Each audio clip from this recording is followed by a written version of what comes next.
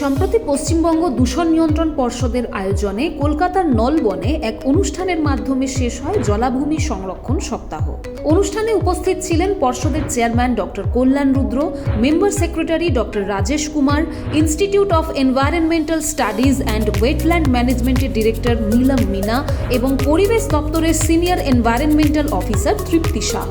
আগামী প্রজন্মকে পরিবেশ সচেতন করে তুলতে একটি প্রতিযোগিতার আয়োজন করা হয়েছিল, যেখানে কলকাতার বিভিন্ন স্কুল কলেজের ছাত্রছাত্রীরা জলাভূমি সংরক্ষণের উপরে নানা রকম মডেল প্রদর্শন করে। কেউ উপস্থিত হয়েছিল বাস্তুতন্ত্র ও জলাভূমি কিভাবে আমাদের পরিবেশের ভারসাম্য বজায় রাখে এই ভাবনা নিয়ে।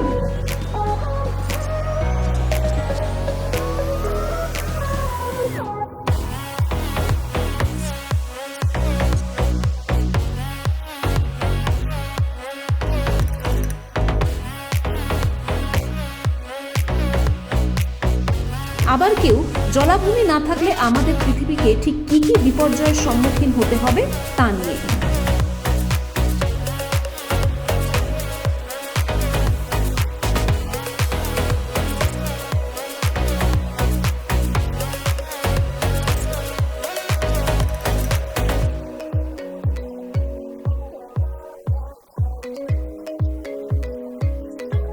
এমনই আরও শিক্ষণীয় মডেল প্রদর্শিত হয়েছিল সেদিনের কর্মশালায় এবং বিচারকদের মতে চূড়ান্ত ফলাফলের পর সফল ছাত্রছাত্রীদের উৎসাহিত করার জন্য পর্ষদের পক্ষ থেকে পুরস্কৃত করা হয়। আগামী প্রজন্মকে শপথ গ্রহণের মাধ্যমে শেষ হয় সেদিনের এই সুন্দর অনুষ্ঠান।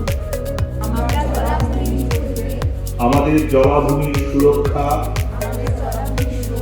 ও সংরক্ষণে স্বেচ্ছাসেবী হিসেবে ব্রতী হয়েছে। সঙ্গে থাকুন, দেখতে থাকুন পরিবেশ নিউজ। পরিবেশের সাথে, পরিবেশের পাশে। চ্যানেলটি লাইক, শেয়ার ও সাবস্ক্রাইব করুন।